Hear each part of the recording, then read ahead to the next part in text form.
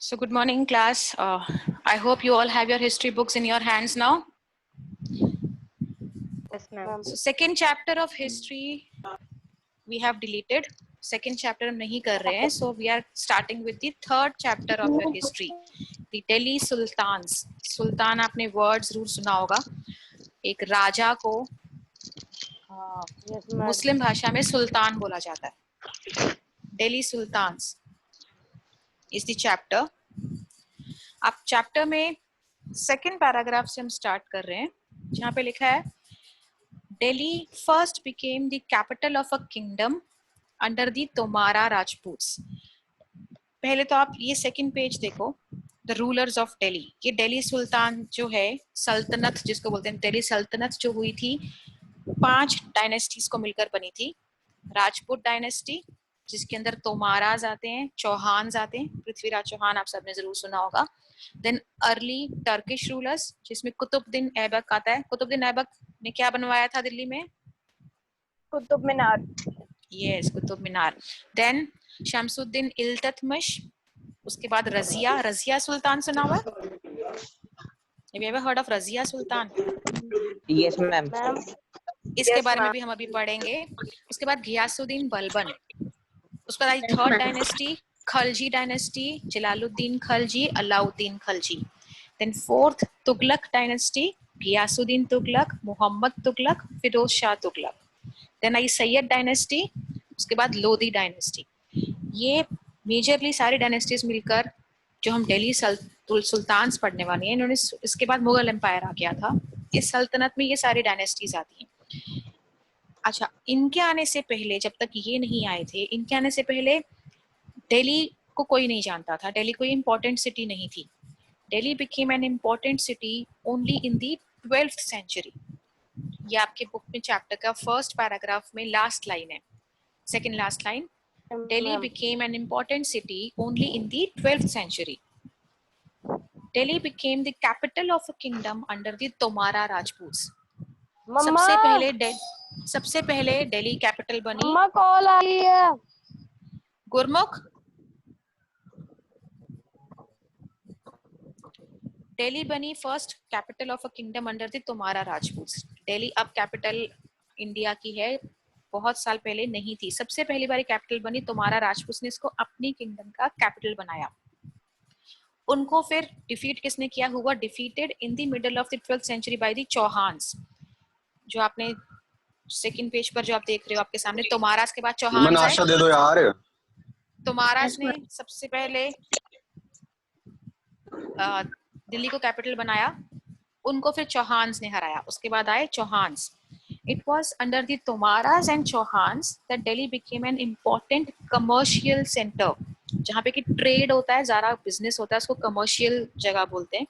पहली बार under तोमारास and Chauhans Delhi की एक इम्पोर्टेंस हुई, क्योंकि वहाँ पे ट्रेड काफी होने लगा. Many rich Jain merchants lived in the city and constructed several temples. Coins were minted here, called Dehliwal. इसको अंडरलाइन करो. Coins minted here called Dehliwal had a wide circulation. Underline this sentence. और ऊपर second paragraph में भी first line, Delhi first became the capital of a kingdom under Tomara Rajputs. इतना underline करो. Second paragraph first line, Delhi become the capital of a kingdom under the Tomara Rajputs. Rajput तक underline करो. हाँ, दिल्ली से लेके राजपूत तक अंडरलाइन करो. Okay ma'am, okay. और इसी में लास्ट पैराग्राफ में सेकंड लास्ट, इसी पैराग्राफ में second last line, coins minted here called Dehliwal. Coins को डेहलीवाल बोला जाता था. They had a wide circulation. पहली बार इन्होंने कॉइन्स बनाए अपने नाम के, तो डेहलीवाल बोलते थे, क्योंकि अब बिजनेस होता था, उन्होंने कॉइन्स बनाए. नहीं तो उससे पहले बार्टर सिस्टम चलता था. What is barter system? Underline करना है. मैम, बार्टर सिस्टम में गुड्स एक्सचेंज किए जाते थे. Yes Anuj, goods were exchanged with goods only. कोई चीज आपको चावल चाहिए तो आटा दे दो, चावल ले लो. पैसों का सिस्टम नहीं था. There was no currency. तो यहाँ पे पहली बार कॉइन्स इन्होंने बनाए. देन इसके आगे नेक्स्ट पैराग्राफ, अब अंडरलाइन आपने नहीं करना. The transformation of Delhi into a capital that controlled vast areas of the subcontinent started with the foundation of the Delhi Sultanate in the beginning of the 13th century. पहली बार दिल्ली की जब transformation हुई कि वो एक कैपिटल बनी जिससे वो बहुत सारे एरियाज को कंट्रोल करने लगी, वो पहली बार बिगिनिंग ऑफ 13th सेंचुरी में दिल्ली सल्तनत ने स्टार्ट किया। उससे पहले दिल्ली को नहीं कोई जानता था। उन्होंने बहुत सारे there are 5 dynasties that together made the Delhi Sultanate, हमने सेकंड पेज में कर लिया। Delhi Sultans made many cities in the area, जिनको अब हम दिल्ली बोलते हैं। अब आप ये वाली फोटो देखो, इस पिक्चर में ये वो सिटीज हैं जो दिल्ली सुल्तान्स ने तब बनाई थी, जो आज की डेट में दिल्ली के अंदर एरियाज हैं। इसमें आपको हौज खास दिख रहा है, हौज खास दिल्ली में एरिया है।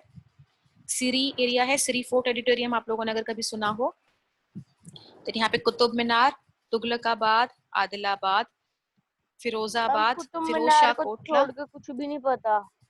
ये बेटा ये सब दिल्ली में जगहें हैं, आपके पेरेंट्स ने जरूर सुना होगा। फिरोजशाह कोटला स्टेडियम नहीं है जहाँ पे मैचेस होते हैं क्रिकेट के, फिरोजशाह, तो that is Firozshah Kotla area, वो दिल्ली में एरिया है। सेम वे तुगलकाबाद भी दिल्ली में एरिया है। हौज खास एक जगह है दिल्ली के अंदर।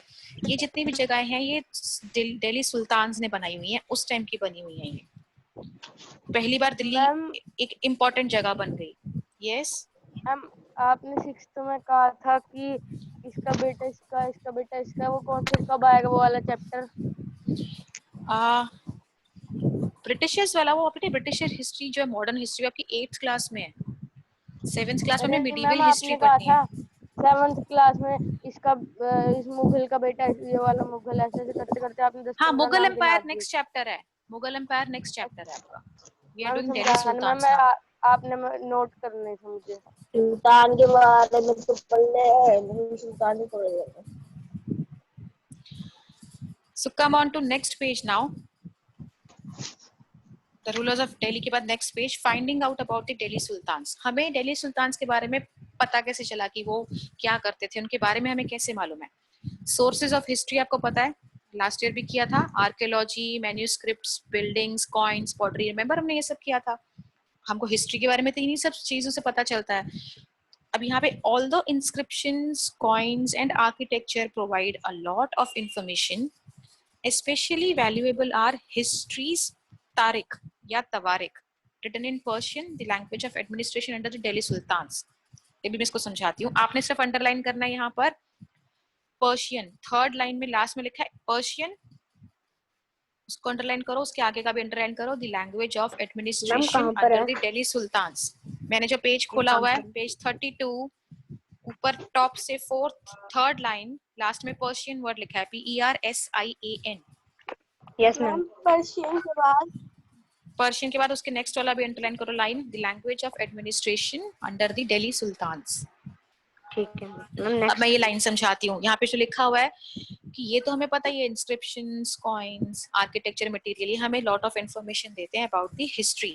लेकिन दिल्ली सुल्तान्स की हिस्ट्री जो हमें पता है, उसमें सबसे ज्यादा रोल है तारिख और तवारिख की लिखी हुई हिस्ट्रीज का। तारिख या तवारिख ग्रुप ऑफ पीपल हैं जो उस टाइम पे मिल के हिस्ट्री लिखा करते थे दिल्ली सुल्तान्स की। उन्होंने स्पेशली लोग रखे थे। और उस टाइम पे लैंग्वेज क्या थी दिल्ली सुल्तान्स की? पर्शियन।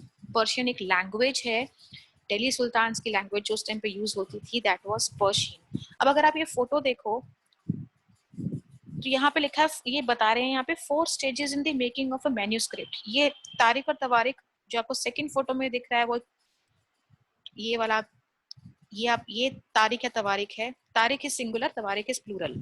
बी फोटो में जो ये लिख रहा है, इसके स्टेप्स क्या थे? पहले पेपर को बनाया जाता था। फर्स्ट ए फोटो में पेपर को भी ट्री पल्प को गीला करके घिस के पेपर बना रहे हैं। बी फोटो में टेक्स्ट लिखा जा रहा है, तारिख वहां पे टेक्स्ट लिख रहा है। सी फोटो में देखो, यहाँ पे गोल्ड को मेल्ट कर रहे हैं ताकि जो इम्पोर्टेंट वर्ड्स या लाइंस या पैसेजेस हैं उनको हाईलाइट कर सकें। आजकल हम लोग ये टाइपिंग में बोल्ड यूज कर लेते हैं, कैपिटल लेटर्स यूज कर लेते हैं, हाईलाइटिंग कर लेते हैं। उस टाइम पर रियल गोल्ड को मेल्ट करके हाईलाइटिंग के लिए उसको यूज किया जाता था। और फोर्थ फोटो में, डी नंबर फोटो में, हाँ जी मैम, ये जो काम है मैम, ये महाराजा वगैरह खुद करवाते थे? गुरमुख, मेरा भी एक बेटा टॉपिक खत्म होने दो। और यहाँ पे बेटा 7th ABC तीनों पढ़ रहे हैं, ठीक है। फिर जब ये खत्म करने तो फिर अब पूछना। डी फोटो में बुक की बाइंडिंग हो रही है। This is how one book was prepared. अब नेक्स्ट पैराग्राफ में बुक्स के नीचे आप फोटोज के नीचे देखो, the authors of tawarikh were learned men, secretaries, administrators, poets, and courtiers who both recounted events and advised rulers on governance, emphasizing the importance of just rule. इसको easy language में बताती हूँ। जो तवारीख लिखते थे, जो उनके ऑथर थे, वो पढ़े लिखे लोग होते थे। ज्यादा करके जो सेक्रेटरीज होते थे, एडमिनिस्ट्रेटर्स, पोएट्स या कोर्टियर्स, मतलब कोर्ट होता है राजा का कोर्ट, उसके अंदर जो उसके मंत्री होते थे, उनमें से कोई होते थे जो इम्पोर्टेंट इवेंट्स, राजा की रूलिंग में इम्पोर्टेंट इवेंट्स क्या हुए, हैपनिंग्स क्या हुई, वो राजा ने क्या क्या किया, वो सब लिखते थे। ये सर्कल ऑफ जस्टिस में बाद में आती हूँ, पहले ये वाला टॉपिक खत्म करें। इसके बाद अब नेक्स्ट पेज पे आप आओ। Keep the following additional details in mind. अब इनके बारे में कुछ इंपॉर्टेंट चीजें हैं कि ये तारीख तवारीख तो राजा के खुद के बंदे रखे हुए हैं उसने लिखने के लिए।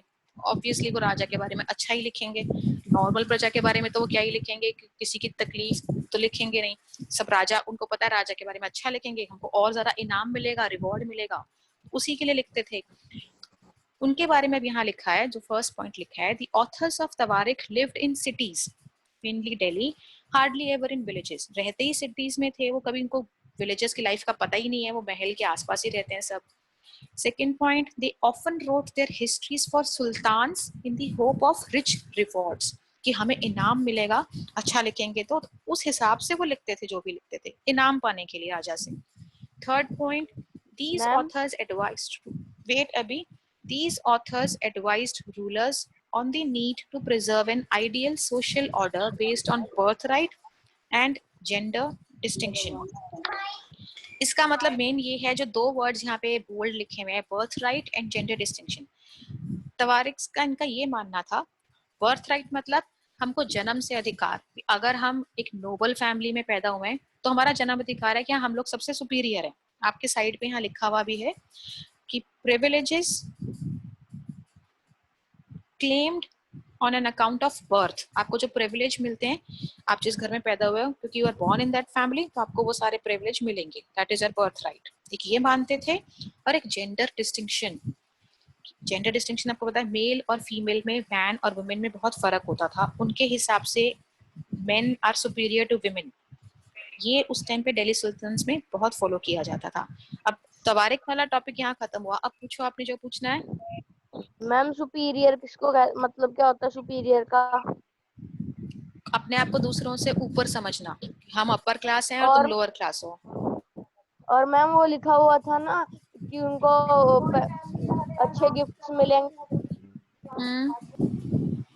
मैम वो जो उन्हें गिफ्ट मिलने से वो लिखते थे, मैं वो झूठ भी लिख देते गिफ्ट पाने के लिए। हाँ, ऑब्वियसली राजा के बारे में तुम अच्छा लिखो। अब मैं एग्जाम्पल लो, मैं आपकी बॉस हूँ, आप मेरे लिए काम करते हो, मैं आपको बोलूँ मेरे ऊपर एक पैराग्राफ लिखो, मेरे बारे में लिखो कि हाँ मैं कैसी राजा हूँ, मैं कैसी बॉस हूँ, तो ऑब्वियसली आप लोग अच्छा लिखोगे, ताकि जो आपको मेरी आदत का पता है कि आप अच्छा लिखोगे तो मैं आपको सैलरी ज्यादा दूंगी या मैं आपको प्रमोशन दे दूंगी। राजा भी बड़े खुश होते हैं ना, उनके बारे में अच्छा लिखो, उनके कर दिखाओ, सर उनकी राजा को ये देखो, हमने आपके बारे में इतना अच्छा ये लिखा है, राजा खुश होकर इनाम देते थे। तो इसलिए वो कोई प्रॉब्लम्स दिल्ली सुल्तान्स की लोकल लोगों की तो पता नहीं थी ज्यादा।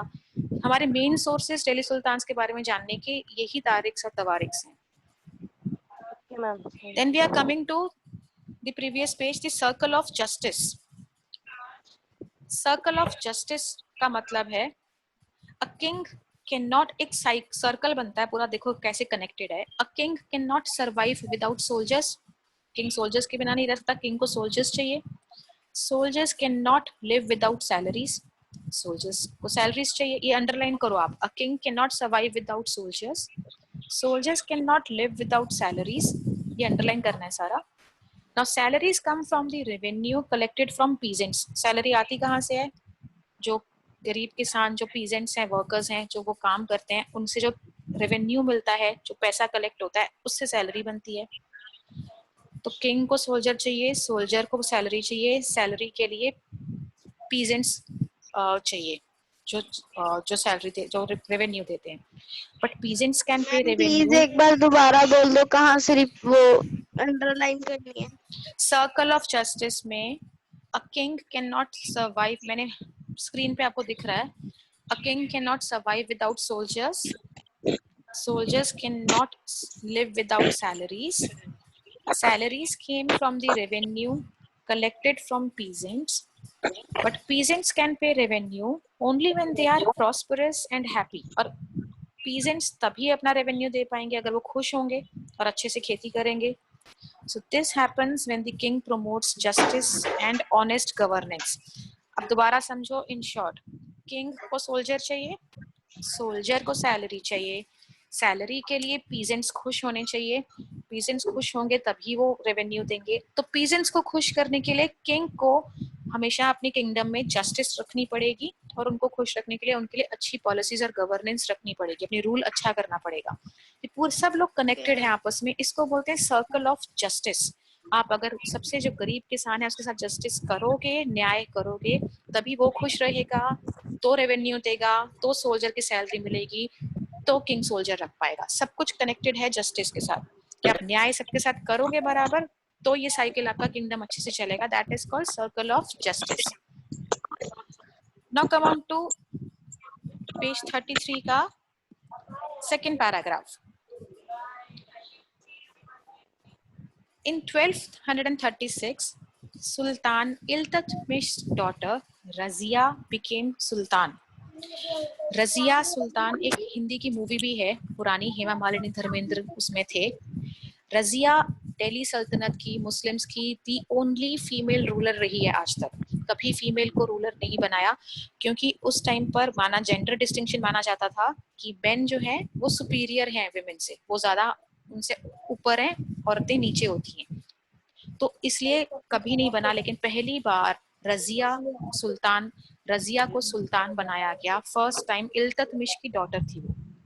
In 1236, Sultan Iltutmish's daughter Razia became Sultan. The chronicler of the age, Minhaj-e-Siraj, ये मिनहाज-ए-सिराज जो है ना, ये उस टाइम पे लिखता होता था, रिकॉर्ड्स रखता था. He recognized that she was more able and qualified than all her brothers. 4 भाई थे और ये एक बहन थी. इल्तुतमिश सुल्तान के 4 बेटे और एक बेटी, लेकिन चारों भाइयों से ज्यादा उनको पता था कि केपेबल जो है रजिया है. 4 बेटों को नहीं, उसने रजिया को, अपनी बेटी को सुल्तान बनाया. लेकिन people were not comfortable at having a queen as a ruler, क्योंकि लोगों में एक शुरू से आदत है कि मेल रूलर बनेगा, हम सुपीरियर हैं, औरतों को दबा के रखा जाता था. तो नोबल्स वर नॉट हैप्पी कि एक फीमेल हमको रूल करे और हमें ऑर्डर दे और हम उसके ऑर्डर माने. So she was removed from the throne in 1240. 4 साल के बाद ही उसको गति से राजा उसके पद से हटा दिया गया, क्योंकि जो उसके नोबल्स, जो उसके लोग थे, मंत्री थे, उनको एक्सेप्ट नहीं था कि हम एक लेडी से क्यों ऑर्डर लें. सो दे वर रिमूव्ड. यस,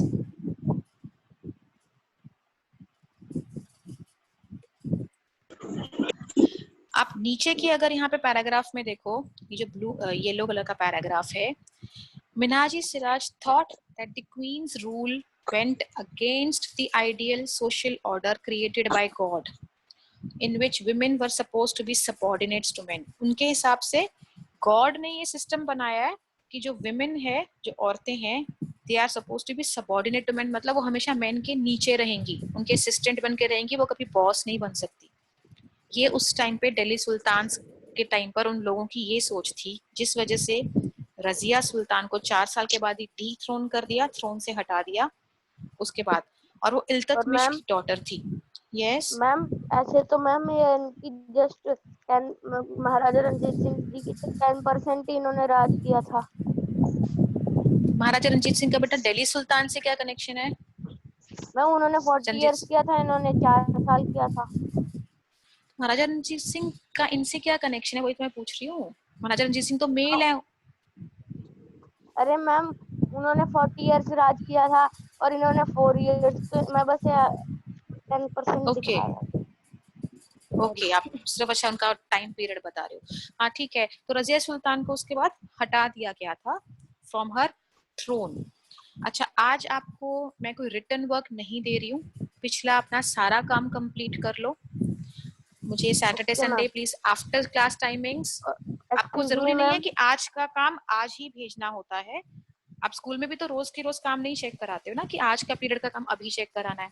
आज जैसे पीरियड खत्म हो गया, आज का काम अभी नहीं, आज का काम आप नेक्स्ट पीरियड में भेज सकते हो। फोटो खींच के रख लिया करो, नेक्स्ट पीरियड जैसे ही होता है भेज दो, मैं उसको within half an hour check करके आपको दे दूंगी वापस, आपको सेंड मैसेज कर दूंगी। Excuse आज me, रिटन ma'am. वर्क नहीं दे रही, आप पेज नंबर 30, 31, 32, 33 इतना रीड करो, इतना सिर्फ रीड करो आज के लिए। And I'm ending this session now. There is no written work for you today. Okay, we'll continue with the chapter in our next class. Ma'am, Till I then, want. take care. Ma'am, Yes. excuse me, ma'am. Excuse me, Yes. ma'am. हाँ जी। Ma'am, throne का मतलब क्या होता है? किसका? Throne का THORN. Throne, सिंहासन। सिंहासन को बोलते हैं राजगद्दी। Okay, चलो, bye bye. Take care. Bye, ma'am. Bye.